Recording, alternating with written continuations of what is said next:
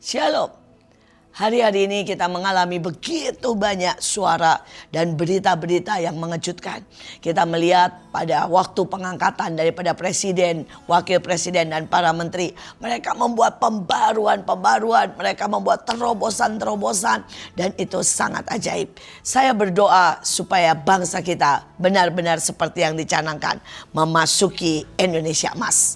Dan hari ini kita mau belajar bagaimana sih memasuki Indonesia Emas. Saya bacakan sebuah ayat Mazmur 84 ayat 4 sampai dengan ayat yang ke-6.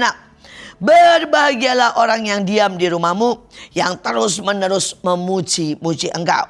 Berbahagialah manusia yang kekuatannya di dalam engkau, yang berhasrat mengadakan ziarah. Saudara, yang pertama, janganlah hidup dalam depresi, tapi hiduplah berbahagia. Saya melihat ada begitu banyak tantangan, ada begitu banyak perubahan, ada begitu banyak kebutuhan. Tetapi kita bisa memilih dua. Kita bisa memilih marah, depresi, takut, diam.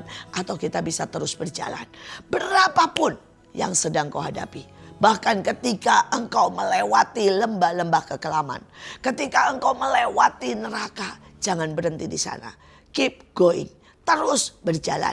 Karena pada saat engkau terus berjalan, neraka itu akan selesai dan engkau akan melihat kemuliaan Tuhan di dalamnya. Saya juga percaya dua hal. Yang pertama, saudara, bahwa dimanapun bersama Tuhan, neraka pun akan berubah menjadi taman Firdaus. Hari-hari ini apapun yang saudara hadapi, mari hadapi bersama Tuhan.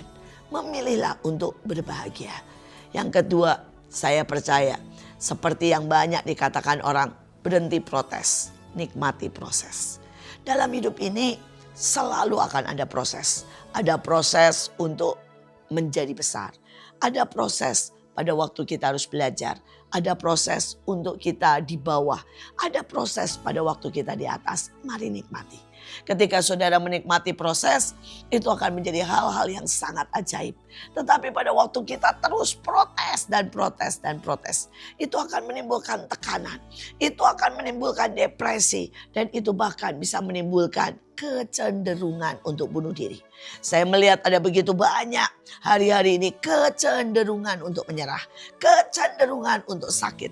Kecenderungan untuk bunuh diri. Dan saya mau berkata, berbahagialah dengan apa? Menikmati proses. Saudara, dalam hidup saya mengalami beberapa hal. Dan banyak orang berkata, apakah itu mengerikan? Ataukah itu sebuah kenikmatan? Tergantung saudara melihatnya. Hari itu saya mesti khotbah di kalangan orang Dayak, saudara. Dan ketika saya berangkat, saya dikasih tahu bahwa untuk menuju ke sana tidak ada kendaraan, tidak ada mobil, tidak ada motor, kecuali naik perahu kelotok kecil. Dan itu mungkin sekitar 4 jam. Dan kemudian nanti pulang mesti 4 jam, jadi 8 jam. Saudara, dan itu benar-benar lebih dari angkot sempitnya. Kita bahkan tidak bisa meluruskan kaki, kita bahkan harus duduk dan menekuk kaki kita. Dan kemudian yang kedua, kita akan melewati hutan sebelum masuk ke tempat suku Dayak itu. Saudara, dan hari itu saya berjalan dan di sepanjang jalan, saudara, ada lampu merah kedap-kedip. Pertama saya berpikir ini apa ya? Terus kemudian saya sadar, oh itu buaya. Saya mulai berkata, Mas, itu yang di kiri dan kanan kedap-kedip bagus banget. Itu buaya ya? Dia tertawa, iya Bu. Katanya itu buaya. Padahal perahu kita itu perahu kelotok, saudara. Yang jarak antara air dengan ujung perahu cuma segini.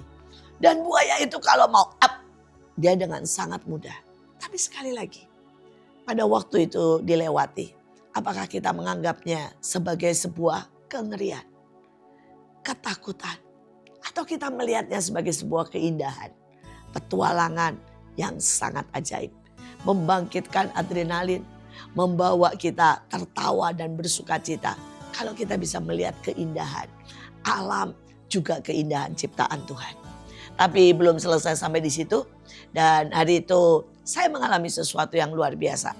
Saudara, begitu turun, kami ada jalan setapak di tengah hutan. Tiba-tiba saudara, saya berhadapan face to face dengan orang hutan. Saudara, orang hutan ini besar sekali. Mungkin beratnya bisa sekitar 200 kilo, saudara ya. Dan tapi dia sangat baik. wajahnya smiling face, tidak kelihatan marah. Dia duduk dengan tenangnya saudara, dan dia goyang-goyang sedikit kiri kanan. Dan penjaganya atau orang Dayaknya yang mengantar saya berkata, jangan pelototi dia, jangan anggap dia, berjalan pelan. Jangan lari. Kalau lari dia akan bereaksi. Tapi kalau kamu jalan dengan tenang, maka dia akan menganggapnya teman. Saudara, dan satu orang lewat, dua orang lewat, saya orang nomor 3. Saya jalan setenang mungkin saudara. Tetapi tiba-tiba entah apa baju saya atau apa yang menarik dia. Dia memeluk saya. Dia sama sekali tidak marah, dengan mulutnya, senyumnya. Dia peluk saya. Dan pelukannya saudara melebihi dari pelukan suami saya. Tidak bisa gerak sedikit pun. Saya tidak bisa maju, saya tidak bisa mundur, saya tidak bisa melepaskan. Tangannya gede banget, kuat banget saudara. Hari itu saya berkata, Tuhan tolong. Tapi saya bersyukur sekali lagi berjalan bersama Tuhan dalam kenikmatan dan keajaiban. Saya bilang, Tuhan tolong. Tiba-tiba Tuhan bilang, kamu bawa beng-beng kan? Hari itu saya sudah tahu, perjalanan saya pulang pergi 8 jam. Jadi saya bawa air dan saya bawa beng-beng di tas saya. Dan Tuhan bilang, keluarkan beng-beng. Saudara, dan saya keluarkan beng-beng. Saudara, dan saya angkat begini. Tiba-tiba dia senyum saudara. Dan dia ambil itu beng-beng yang warna merah menyala. Saudara, dan dia goyang-goyang. Dia cium-cium. Dan saudara, dan dia tahu bahwa ini mesti dibuka. Mungkin dia pikir ini pisang baru. Ya, dan saudara, dia lepaskan tangan satu lagi untuk membuka beng-beng. Pada waktu dia lepaskan tangan satu lagi untuk membuka beng-beng, saya jalan dengan baik. Langsung lepas. Sekali lagi, betapa pengalaman-pengalaman itu membahagiakan. Tapi buat beberapa orang itu adalah tantangan. Dan demikianlah hidup. Karena itu Alkitab berkata saudara, berbahagialah orang yang diam di rumah Tuhan. Apa artinya? Saudara, Tuhan ada di mana-mana. Dan ketika di dalam hatimu ini ada rest. Engkau tahu ada saudara Tuhan berjalan bersamamu. Dan itu jadi rumah untuk engkau. Dimanapun.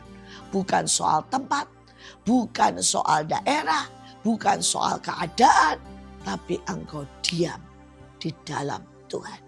Dan itulah rumahmu. Maka saudara akan menikmati semua proses. Saudara tidak akan berkata, kenapa harus terjadi? Tapi saudara berkata, Tuhan, biar aku melihat mujizat-Mu. Melihat penyertaan-Mu. Melihat tangan-Mu di dalam setiap perkara. Saudara, yang kedua, kunci kebahagiaan waktu saudara memuji Tuhan. Biasakan ketika sedih memuji Tuhan. Ketika saudara di dalam kondisi yang sangat-sangat saudara tertekan, pilih memuji Tuhan. Ketika tidak ada uang, pilih memuji Tuhan. Tapi ketika kita bahagia, juga pilih memuji Tuhan. Maka saudara, itu akan mengalirkan kesembuhan. Itu akan mengalirkan hadirat Tuhan. Itu akan mengalirkan energi ketika saudara memuji Tuhan. Saudara, yang ketiga, berbahagialah yang kekuatannya di dalam Tuhan. Jangan pernah melihat keadaan kita, uang kita. Saya suka statement Renat Boge. Jangan menghitung KKR dengan uangmu, tapi uang Tuhan. Jangan menghitung kemustahilan dan menghadapinya dengan imanmu, tapi iman Tuhan. Jangan menghitung apapun dengan kekuatanmu, tapi kekuatan Tuhan. Pada saat saudara melihat kekuatan Tuhan, maka saudara tahu tidak ada yang membuat saudara berhenti. Tidak ada yang tidak mungkin. Imannya menaklukkan dunia. Kekuatannya menghabisi semua musuh. Tapi uangnya menjamin saudara. Karena dia adalah El Shaddai yang tidak pernah habis berkatnya dalam hidup kita. Saudara, apalagi yang membuat kita bahagia? Yang berhasil mengadakan ziarah. Dalam hidup ini jangan pernah berhenti. Jangan pernah stuck. Tapi terus berjalan. Mari terus berjalan. Mari terus melayani. Ada sukacita di dalam pelayanan. Ada kegairahan di dalam pelayanan. Saudara, dalam minggu ini saya sudah pergi ke 3 pulau di Indonesia. Tetapi itu benar-benar membangkitkan gairah saya. Membuat saya tambah muda, tambah segar, tambah kuat menikmati segala hal. Sekali lagi, nikmati hidup ini. Maka saudara akan berjalan bersama Tuhan dari satu kemenangan kepada kemenangan yang lain.